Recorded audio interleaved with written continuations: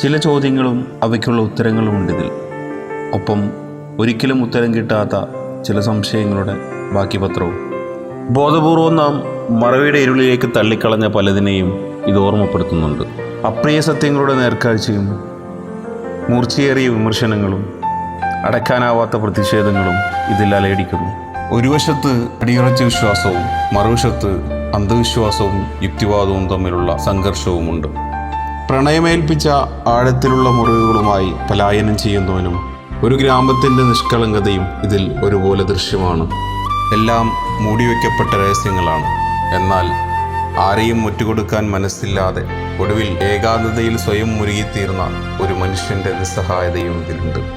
കമലമ്മ വെറുമൊരു സങ്കല്പകഥയല്ല, അത് ഉള്ളുകൊള്ളിക്കുന്ന ജീവിത യാഥാർത്ഥ്യങ്ങളുടെ നേർചിത്രമാണ്.